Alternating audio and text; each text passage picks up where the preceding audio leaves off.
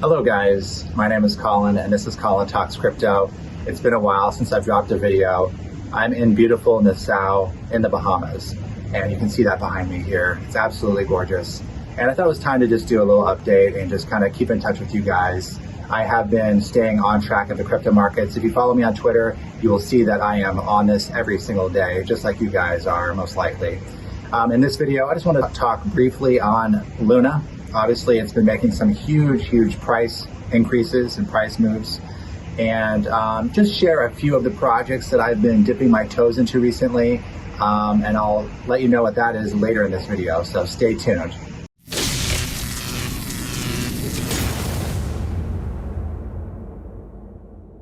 All right, guys, so Luna has been on a tear. It is currently $85. Its all-time high was like just over $100, I believe. $102, $103, somewhere in there. It never really cracked much beyond the $100 price. I took a very small amount of profits around the 95 range and a little more around the $80 range.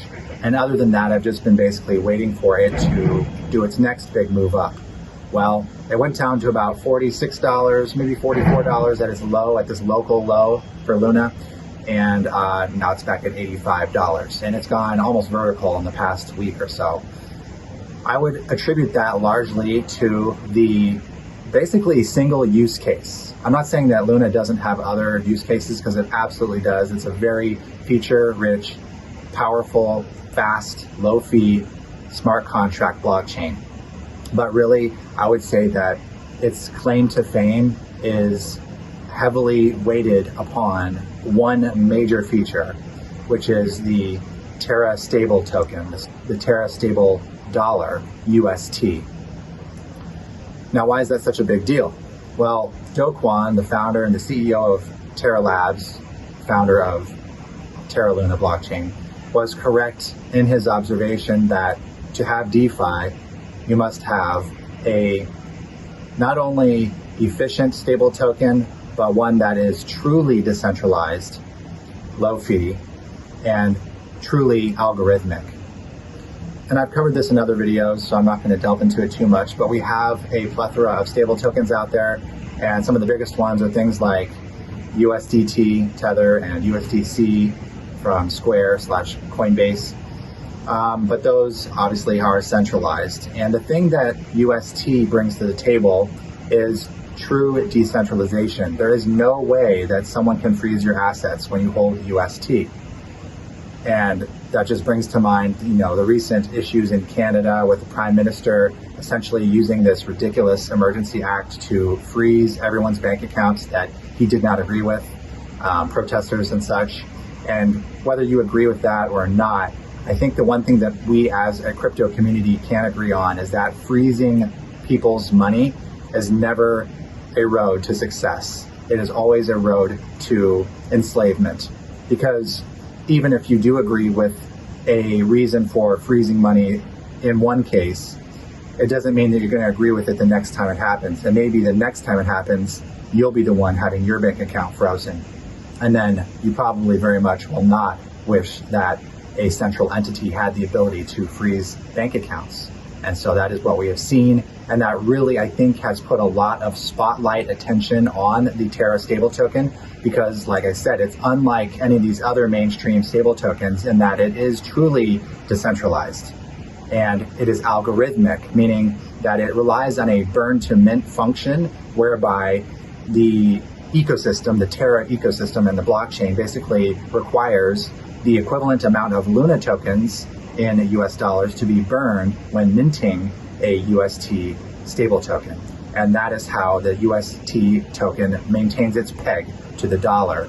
And assuming an increasing demand for UST, which I think there will be very much so in the years to come, as a leading forerunner in the truly decentralized stable token space, that only can mean that the underlying token that's being burned will decrease. And that means basically that the supply of Luna will continue to decrease as more and more UST is brought into circulation via the burn to mint process. So I continue to be bullish on Luna, and I think that it has a very, very bright future mainly for that one reason, that one use case. Like I said, there's really one primary use case. And then a lot of DeFi applications and cross-chain applications now, whether it's wrapping the UST and putting it on Ethereum or using Wormhole and putting it onto another chain, are starting to use UST as well. So these other layer 2 applications and these other blockchains are starting to use UST, which puts further demand on UST, which puts further downward pressure on the supply of Luna, which puts upward pressure on the price for the Luna token. So in my opinion, that's really the main reason we've seen such a massive surge in price for the Luna token recently. It's really, sometimes there's a delay, but it's really a equation of supply and demand, and you throw in this burn to mint with the UST demand and burning the Luna token, and that is the equation that has resulted, I think, in having an $85 Luna price before the Bitcoin price has even close to rebounded to its all-time highs. So what I think is going to happen here is we're going to see Luna break its all-time highs before Bitcoin does, and that's just my prediction. And just to throw out a rough price prediction for this bull run, and yes, I do think we are still in a Bitcoin bull run because we have not broken down below 29,000. As I stated in my last video, that was my threshold for determining that we are in a bear market, and we have not reached 29,000 once. So we are still in a bull run as far as I'm concerned. And I think that by the end of this bull run, just to throw out a fun projection, a fun price prediction, I should say, I think that we will see a price target for Luna of up to $500.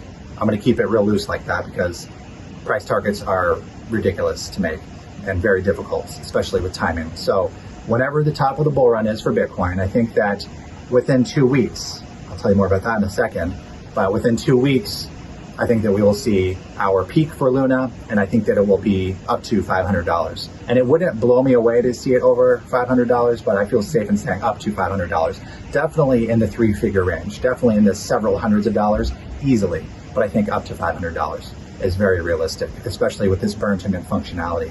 And it's interesting because none of these other smart contract blockchains have such a major driver. I think some people don't realize how big UST is and the need for it. You know, you have other chains like Solana and you have Binance Smart Chain, and they just don't have that leading stable token ecosystem that the Terra blockchain has. I'm sure they do absolutely have their own stable tokens. Binance has its own stable token. I think it's BUSD, but none of them have reached the levels of success that Terra's stable token has in a truly decentralized and truly algorithmic, unfreezable, uncensorable way. And if the world is showing us anything these days, it is that is exactly what we need. All right, I'm currently holding the camera up myself here, so my arm is getting a little tired. I'm gonna have to cut this video short. So I'm gonna touch upon as many quick topics as I can and get out of here, and go to dinner and go to a casino. So that's my price prediction for Luna. That's why I think it's so bullish. And quickly on Bitcoin, yes, we are still in a bull run. Things are looking good. We have just broken through a downtrend, you know, kind of a local short-term, like month-long downtrend. And, you know, the price continues to make higher lows. That is the key takeaway, I would say, is that look for higher lows. As long as we're making higher lows, that means that we're trending upward slowly but surely. And it's only a matter of time before that slow turns into fast and we begin an exponential rocket ride upward. And I think that we are seeing a bull run peak. I think we're going to see a blow off top specifically, and it's going to be in 2022. That's just my guess. But as always, I'm going to rely on CBBI, the colintcrypto Bitcoin Bull Run Index. The website address is CBBI.info. Check it out if you don't already know about that. That's absolutely what I'm going to be using because I don't know when the peak's going to happen. For all I thought, it was going to happen in December, and look at it, it did not even come close to happening in December of 2021. And so instead of making predictions on time, I'm going to let the metrics do the talking and just rely on a basket of metrics which make up the index. It has the CBBI has 10 metrics.